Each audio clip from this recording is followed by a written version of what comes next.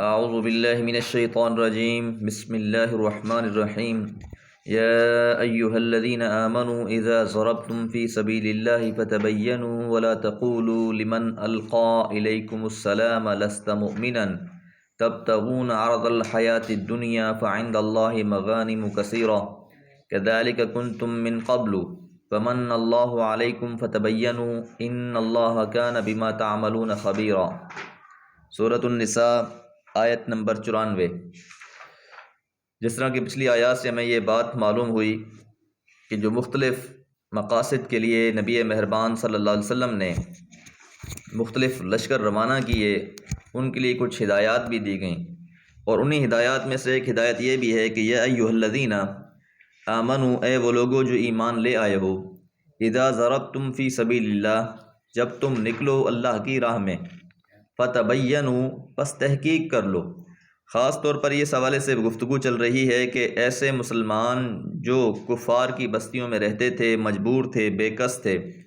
اور ان کی مدد کرنا مقصود تھا، تو اللہ کے پیغمبر بہت سے لشکر روانہ فرما دیا کرتے تھے۔ تو اب حکم یہ دیا جا رہا ہے کہ لشکر کشی سے پہلے یہ بات کنفرم کر لو کہ ان میں سے کون کون مومن ہیں، کون کون نہیں ہیں، تاکہ ایسا نہ ہو کہ غلط فہمی میں کسی مسلم کی جان لے لی جائے۔ تو اس بات کا خاص طور پر خیال رکھا جائے، اس لیے فرمایا فتبینوا، پس اچھی طرح چھانٹ بیٹ کر لو۔ ولا تقولوا، اور تم نہ کہو، لمن القى، جس نے ڈالا۔ القا یلقی کا مطلب ایسے ہوتا ہے ڈالا، لیکن یہ اگر ہوتا ہے یا معنی ہوگا سلام کرنے کے معنی میں، القى علیکم السلام، کہ جس نے تم کو سلام کیا، کہ آپ جا رہے ہیں اور راستے میں کسی نے آپ کو سلام کر دیا، السلام علیکم کہہ دیا، تو آپ کا پھر یہ کام نہیں ہے کہ اس کے بارے میں شک کریں کہ یہ مسلمان ہے کہ نہیں، اور آپ اس سے یہ کہیں کہ لست مؤمنا، کہ تو مسلمان نہیں ہے، تو مومن نہیں ہے۔ ایسی بات نہیں ہے، بلکہ جو بھی کہے السلام علیکم تو اس کے اسلام کو تسلیم کیا جائے۔ تبتغون، کیا تم چاہتے ہو، عرض الحیات الدنیا، دنیا کی زندگی، دنیا کا ساز و سامان، کہ تم غلط فہمی میں کسی ایسے شخص کو قتل کر دو جو مسلمان ہے اور اس کا مال غنیمت چھین لو، تو یہ زیادتی ہوگی، بہت بڑی زیادتی، کیونکہ اصل مقصد تو ایسے لوگوں کو جو مجبور اور بے کس ہیں ان کی مدد کرنا ہے، ان کو کافروں کے چنگل سے آزاد کرانا ہے۔ تو اگر وہ بیچارے مسلمانوں کے ہی ہاتھوں مارے جائیں تو پھر ان کے ساتھ یہ بہت بڑی ناانصافی ہوگی۔ فعند اللہ، پس جو اللہ کے پاس ہے، مغانم کثیرہ، مال غنیمت، اور کثیرہ بہت زیادہ، یعنی اللہ کے پاس جو ساز و سامان ہے وہ بہت زیادہ ہے، لہٰذا اس بات کی طمع اور لالچ ذہن میں نہ آئے کہ ہم نے ان سے مال چھیننا ہے۔ اصل مقصد مال نہیں ہے، اصل مقصد وہ مسلمان ہیں جو مجبور اور بے کس ہیں۔ کذالک، اسی طرح، تم تھے، من قبل، اس سے پہلے، یعنی ایک وقت تھا کہ تمہارا بھی یہی حال تھا۔ خاص طور پر مسلمان جب مکہ میں تھے تو وہ بھی مجبور اور بے کس تھے، ان پر بھی ظلم اور ستم کیے جاتے تھے، اور ان میں سے کئی ایسے لوگ ہیں جو بعد میں مسلمان ہوئے۔ تو اللہ تعالیٰ نے جس کو ہدایت دے دی تو یہ محض اللہ تعالیٰ کا فضل ہے اس پر، اس بات پہ غرور یا تکبر نہیں، اور دوسروں کو حقیر نہ جانا جائے کہ اس کے اسلام کو تسلیم نہ کیا جائے۔ بس اگر کسی شخص نے یہاں تک کہ دوران جنگ بھی اس بات کا اظہار کیا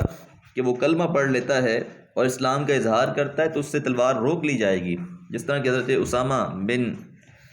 زید کا واقعہ موجود ہے کہ نبی مہربان صلی اللہ علیہ وسلم نے ان کو کہیں بھیجا تو کافروں سے مٹ بھیڑ ہو گئی۔ ایک کافر شخص جس نے پہلے ایک مسلمان کو شہید کیا، پھر دوسرے کو شہید کیا، پھر اس کا مقابلہ حضرت اسامہ بن زید سے ہوا۔ حضرت اسامہ رضی اللہ تعالیٰ عنہ نے بالآخر اسے بچھاڑ دیا، اور جب اسے مارنے لگے تو اس نے اس بات کی گواہی دی کہ اشہد اللہ الہ الا اللہ، اور حضرت اسامہ رضی اللہ عنہ نے اسے مار دیا۔ جب واپس آئے تو نبی مہربان صلی اللہ علیہ وسلم کو حال واقعہ بیان فرمایا، تو نبی مہربان صلی اللہ علیہ وسلم نے فرمایا کہ اسامہ، اس نے اس بات کی گواہی دی کہ اللہ ایک ہے، پھر بھی تم نے اس کو قتل کر دیا۔ تو حضرت اسامہ رضی اللہ عنہ نے جواب میں فرمایا کہ اللہ کے پیغمبر، اس نے پہلے ایک مسلمان کو شہید کیا، پھر دوسرے کو کیا، اور وہ مجھے بھی قتل کرنا چاہتا تھا۔ اب تو وہ موت کے ڈر سے پڑھنے لگا اور اس بات کی گواہی دینے لگا، تو نبی مہربان صلی اللہ علیہ وسلم نے اس عذر کو قبول نہیں فرمایا، بلکہ آپ نے فرمایا اشققت قلبہ، کیا تم نے اس کا دل چیر کے دیکھ لیا تھا؟ اور ساتھ پھر یہ بات ارشاد فرمائی کہ یا اللہ، میں اس خون سے بری ہوں جو اسامہ بن زید سے ہوا ہے، تو مطلب کہنے کی بات یہ ہے کہ کسی کی جان لینا، اور خاص طور پہ ایسے موقع پر بھی، اتنے حساس موقع پر بھی اسلام اس کی اجازت نہیں دیتا۔ اس میں فرمایا کذالک کنتم، تم بھی اسی طرح تھے، من قبل، اس سے پہلے، فمن اللہ، پس احسان کیا ہے اللہ تعالیٰ نے، علیکم، تم پر۔ تو جس کو بھی اللہ نے راہ ہدایت دکھا دی ہے تو اس پر اللہ تعالیٰ کا محض احسان ہے، اس کا کوئی اپنا ذاتی کمال نہیں ہے اس میں۔ فتبینوا، پس تم تحقیق کر لو، ان اللہ، یقین اللہ تعالیٰ، کان بما تعملون، جو بھی تم عمل کرتے رہے ہو، خبیرہ، خوب جاننے والا ہے، یعنی اللہ تعالیٰ کو سارے اعمال کا خوب پتہ ہے۔ اس لیے اگر کسی سے غلطی سے کوئی معاملہ ہو گیا ہے تو وہ تو الگ بات ہے، اس کے احکامات پیچھے بیان ہو چکے ہیں، لیکن جان بوجھ کر ایسا نہ ہو کہ تم کسی کے بارے میں شک میں پڑ جاؤ اور پھر اس کی جان لو، ایسا نہیں ہونا چاہیے، بلکہ ٹھیک طرح سے، اچھی طرح سے اس کے بارے میں تحقیق کر لو۔ ہاں، اگر کوئی شخص مرتد ہے، اگر کوئی شخص اسی طرح کا ہے جس کی اقسام پیچھے بیان ہو گئی ہیں تو الگ معاملہ ہوگا، وگرنہ عام حالات میں حکم وہی ہوگا کہ کسی کی جان نہ لی جائے۔